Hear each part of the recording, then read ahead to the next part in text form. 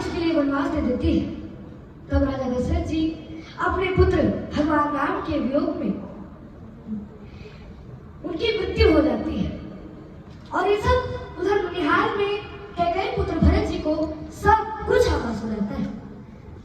तो अब मैं अयोध्या के उथल पुथल के हलचल को और कैकेयी पुत्र भरत जी के मन की व्यथा की व्याकुलता को कविता के रूप में प्रस्तुत करने जा रहा हूँ। तो आप सबों का आशीर्वाद और दुलार में मिले। अब मैं पंक्तियां शुरू करता हूँ। जरा कल्पना कीजिएगा कि राजा दशरथ जी का शव भूमि पर पड़ा हुआ है, वे धूसाई हो गए हैं। और वशिष्ठ जी कहते हैं कि बोले वशिष्ठ है व्यथित हृदय, बोले वशिष्ठ है व्यथित हृदय राजा को भूषाई में पाकर। तो गद्दे तो बुलवालाओ कैकेयी के नेह से जाकर। उन दिनों भरत कुछ विचलित थे, उन दिनों भरत कुछ विचलित थे। आंखों को स्वप्न गढ़ता था, कारण तो ज्ञात नहीं था, पर मन के भीतर कुछ गढ़ता था। गहरे संबंधों में प्रतिपल, गहरे संबंधों में प्रतिपल एक तार जुड़ा ही रहता है। तन दूर रहे फिर भी मन से परिवार जुड़ा ही रहता है। तन दूर रहे फिर भी मन से परिवार जुड़ा ही रहता है। सपनों में अवध उमड़ आया, सपनों में अवध उमड़ आया। खिल गए भरत उच्चाटन में, संदेश पहुंचने से पहले आभास पहुंचता है मन में। अल्पस में संशय का तांडव, अल्पस में संशय का तांडव, दहरी पर दूत अयोध्या का। सूखे पत्ते सा कांप गया वो भावुक अयोध्या का। ये सूखे पत्ते सा कांप गया वो भावुक अयोध्या का। और अनुमान किया कैकेयी पुत्र में सहयोग नहीं है साधारण, अनुमान किया कैकेयी पुत्र में सहयोग नहीं है साधारण। पहले तो पूछा कुशल क्षेम, फिर पूछा आने का कारण। ये दूत कर्म था कठिन बहुत, इस दूत का कार्य बहुत कठिन था। क्या ये दूत कर्म था कठिन बहुत? भीतर का शोक छिपाना था, मातम को मंगल कहना था, स्वामी को झूठ बताना था। घर नगर चतुर्थी का मंगल है, घर नगर चतुर्थी का मंगल है। ये बात अधर जब कहते थे, पिंडलियां कंपन करती थी, आंसू भीतर को बहते थे। हे राजकुंवर, अब यहाँ देखिए कि उस संदेशवाहक ने क्या बहाना दिया कि हे राजकुंवर, गुरु आज्ञा से आया हूँ तुम्हें बुलाने को, इसके अतिरिक्त नहीं कोई संदेश तुम्हें बतलाने को। चल दिए भरत इतना कहकर, चल दिए भरत रिपुदमन सहित मृणाल दौड़ता था सिमरन की गति से आशंका और आशा का जारी धारण, और आशा का जारी धारण।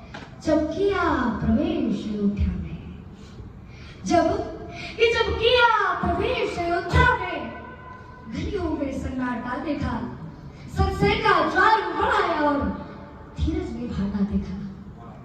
जब हम ननिहाल गए थे तब,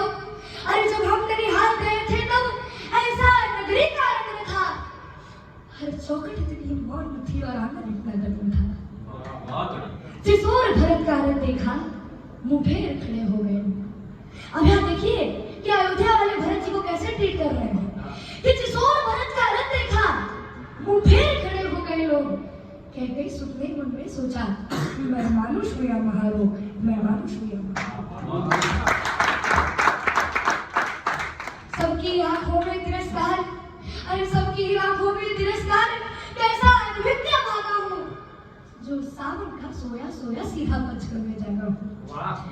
ऐसा लगता था खड़ा हुआ है शीश झुकाए राजभवन, अरे ऐसा लगता था खड़ा हुआ है शीश झुकाए राजभवन। कैकेयी सुख से आंखें करता था दाएं बाएं राजभवन, लेकिन केवल एक सूरत ऐसी थी जिस पर कड़वा अवसाद था। वह भव्य समाया हुआ था तन पर, चेहरे पर तनिक विषाद था। बसरों का रंग उदास हुआ, सुना था गाज कलाई का, अरे कुमकुम सिंदूर विलुप्त हुए वो पंखा भाव दिखाएगा। वो कौन थी? तो माता कैकेयी। पुलकित होकर बोली कैकेयी, अभिनंदन हो स्वीकार भरत, पहले पितु की अंत्येष्टि करो, फिर ग्रहण करो दरबार भरत, फिर ग्रहण करो दरबार भरत। मैं हुआ रात अयोध्या का। मैं हुआ नाथ अयोध्या का। सूरज यमपुर में डूब गया। घर से मेरी माँ का उत्स देखकर हृदय भरत का उठ गया। ज्ञानी शब्दों से घटना का, अब इस लाइन में जरा गौर करिएगा कि ज्ञानी शब्दों से घटना का बस इंगित पाया करता है और भीतर का सच तो वक्ता का आचरण सुनाया करता है। कि भीतर का सच तो वक्ता का आचरण सुनाया करता है। और आश्चर्य अक्षुत होकर टूटा, पीड़ा क्रोधित हो चीख पड़ी। अरे माँ को हर्षित क्यों करती है, बोलती क्यों करी? बोले माँ ओझा लगता है। बोले माँ ओझा लगता है यह तेरा हर्ष प्रफुल्लित मन। अरे क्या तूने तो नहीं देखी इस महाशोक को? उन्माद परे रखकर संभली, वात्सल्य उड़ने लगी त्रिया। सुध की आंखों में घृणा देख भौहें सिकोड़ने लगी त्रिया। अरे तुझको भी मैं दोषी लगती? अरे तुझको भी मैं दोषी लगती? ऐसे क्या पाप किए मैंने? राजा पद है तो वरुधार अवसर पर मांग ली मैंने। मेरा बेटा युवराज बने ये इच्छा तो अपराधी, और राम नहीं बन जाते तो पूरी होती है साथी। ये सुनकर ही थम गए भरत, जम गई सिरा, खुल गए घर। लगता था नमक छिड़क डाला कैके में जलती खाओ। हर रोज लपट में रहता था पर गुस्सा टूटा था सिर पर। भीतर जो लावा देखा था वे अचानक जीवा पर। पापिल तूने कुलघाती हाथों से क्यों मारा है मुझको? अरे जिस दिन जन्मा था उस दिन क्यों मार नहीं डाला मुझको? दर्पण तोड़ा है उस सबका, ममता छली पापिल तूने। अरे चरणामृत में विष घोला है निच्छी हुआ से नागिन तूने। अरे देना होगा उत्तर इसका, अरे देना होगा उत्तर इसका युग युग तक स्वयं विधाता को। बंध्या नहीं बना डाला, ऐसी हत्या नहीं पाता। पति को उठा के और आनंदित है और रत्ती भर का पश्चाताप नहीं।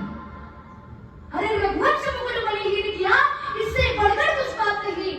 और चाहता हूँ उसका वध कर दूं जिसने अत्याचार किया, पर राम त्याग देंगे मुझको अगर मैंने तुझको मार दिया।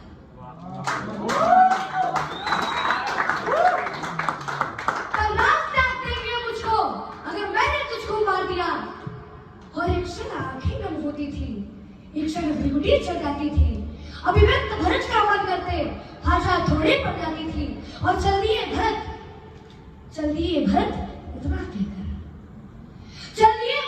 इतना कहकर, इस बार आऊंगा मैं। अपराधी सुन, तेरा ये मुख अब देख न पाऊंगा मैं।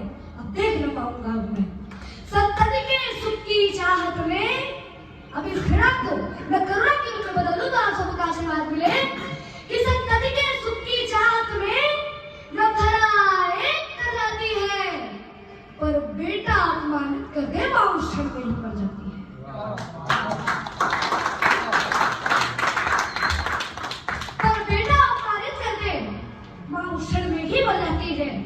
और सासू के चलने पर करती संदेह रह गई थी। अब यह देखिए कि भरत जी के देहरी नामने के बाद माता कैकेयी का क्या हाल हुआ कि सासू के चलने पर करती संदेह रह गई कैकेयी। जब भरत देहरी लांग चले तब देह रह गई कैकेयी। भर गया कंठ तक लाड़ी बोध, चलती सांसें दुख देती थी। रोते रोते अपने केशों को मुट्ठी में भर लेती थी और हो होकर व्यथित हथेली से मुख स्वयं ढांकने लगती है।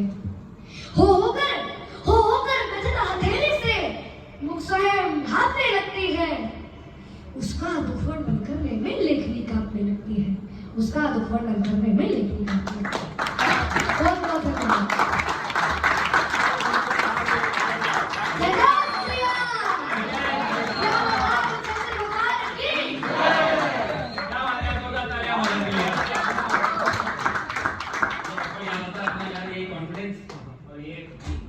ये कला ये आज हम बढ़ाएंगे तो आगे बढ़ेंगे, है कि नहीं भाई? जोरदार तालियां भाई के लिए।